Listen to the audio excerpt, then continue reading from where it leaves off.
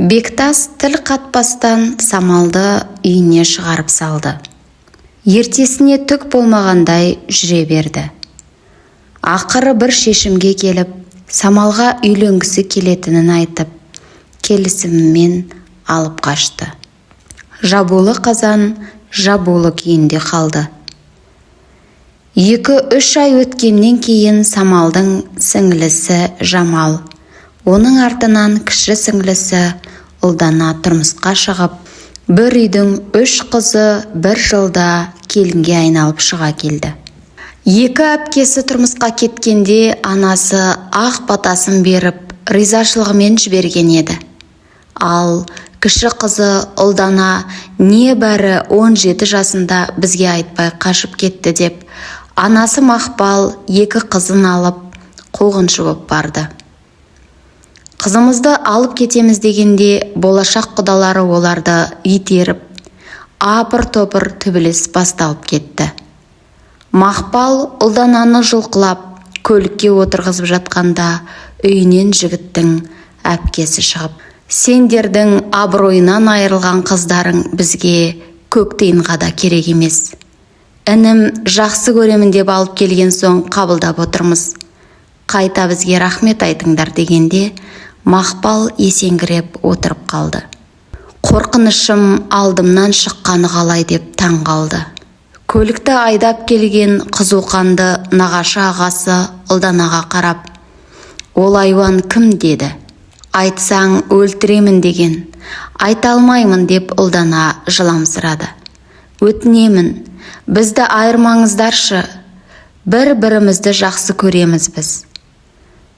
Кім деймін саған деп Аюша ақырғанда жігіттің туыстары ағасының ашуынан қорқайын деді.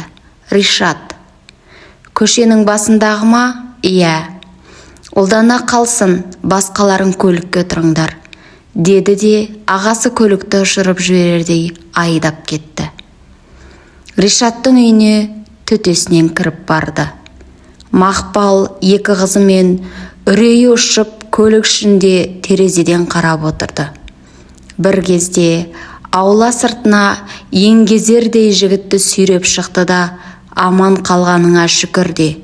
Енді көзіме көрінсең, өз қолыммен бауыздаймын деді.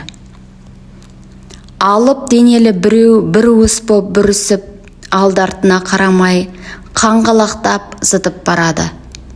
Ришат сол кеткеннен мол кетіп, оны көрген тірі жан болмады. Самал енді қай күні менің сырым ашылып, көрпем шашылып қалар екен деп дегбірі қашты. Күйеуімнің туыстары бәрібір бір күні біледі. Өзім айтсам бекен деп ойлай беретін. Осындай беймаза кезеңде Самал бірінен соң бірін 2 ұл босанды. Сіңлілері де бір-бір үйдің түтінін түтетіп, қатарынан ұл таба берді. Самал 2-ші баласын өмірге әкеліп, босанып келгеннен кейін, не өзі күтіне алмай, не ауру енесіне қарай алмай, дел-сал күйге түсті. Сөйтіп жүргенде төсек тартып жатқан енесі мәңгілік сапарына аттанып кетті. Қайын бикелер Бектасқа қатының шешемізді дұрыс қарамады, әйтпесе өлмейтін еді деп отқа майды кеп құйды. Ызаға булыққан Бектас ешқашан бетіңе баспаймын деген уәдесін ұмытып, бәрінің көзінше Самалды жер-жебіріне жетіп, аузына келгенін айтып балағаттап, қырқынан шықпаған баласымен бірге үйіне апарып тастады. Жағдайды естіген 2 сіңлісі де әпкесінің халін білмекке төркініне келді. Шешесі өз алдына зар илеп, сендер неге осындай байға тап болдыңдар? Маған ақша жіберіп көмектесудің орнына шықпа жаным шықпа деп отырған адамға одан сайын салмақ саласыңдар. Үшеуің де жарымаған жерге барып, бір шекелерің шылқымады ғой, деді.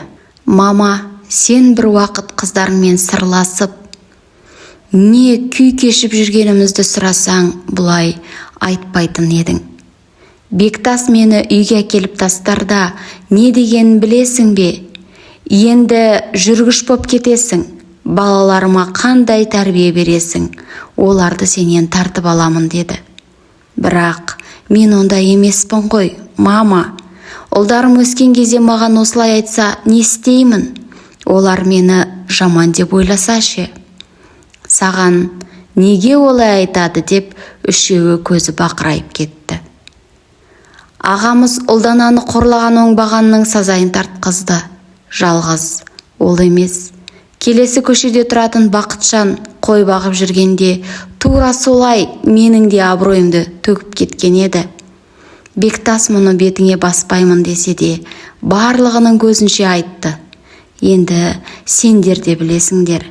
Бақытжанды Құдайдың өзі жазалады. Екі әйелінен де ажырасып түрмеге отырды.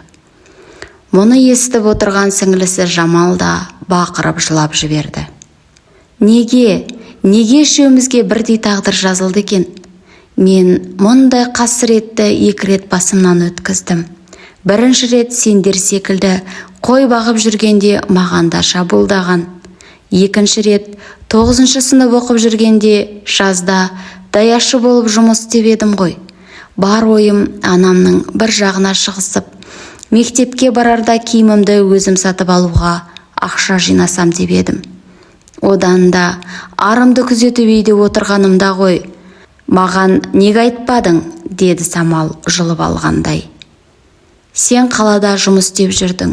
Айта алмадым. Құрбым араласып көр деп бір жігітпен таныстырып еді. Сол даяшы болып істеген жерге әлгі таныс жігіт келді. Сені үйіңе апарып тастайын деген соң көлігіне отырдым. Ойымда ештеңе жоқ. Неге басқа жаққа бұрылып бара жатсың дегенде ағама бірдеңе апарып беремін деді.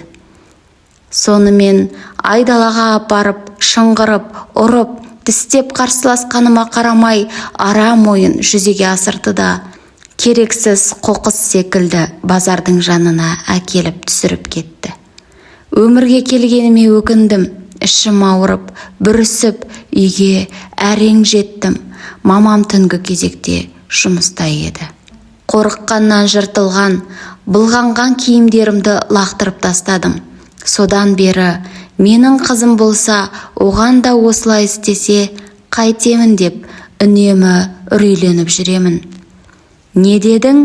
Деп бірге айтып қалғанда үшеуі таңданып, бір-біріне қарады да менің де қорқынышым осы деп жамырай бастады.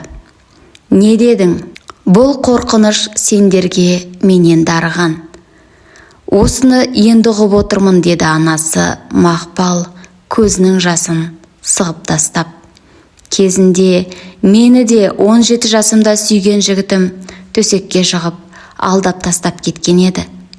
Содан кейін мұндай сұмдықты менің қыздарым көрмесе екен деген үрей санама маза бермейтін.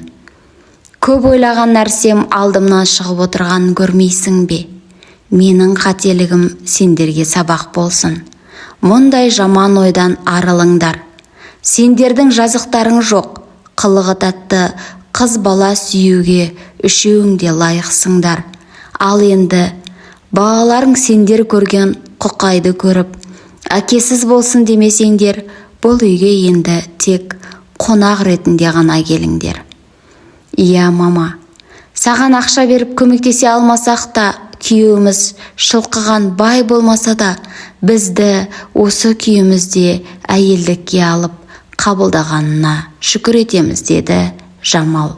3-4 күн өткеннен кейін Самал да күйеуімен қайта татуласып үйіне оралды. Шешесінің сөзі ойыннан шықпай қойды. Біздің ұрыс керісіміздің құрбаны болып, балаларым әкесі сұрқай өмір кешпесін, не болса да шыдаймын деп шешті. Бұрын тек ақыл айтып, қамқор болып, әкесінен көрмеген мейірімді беруі тиіс адам ретінде қараған күйеуіне енді махаббатпен қарай бастады. Түрлі психологтарға барып, ішкі әлеміне өңіліп, өзін іздеді. Бектас екеуінің сезімі тереңдеп, бұрынғы қорқынышынан арылып, өмірге қыз бала әкелді.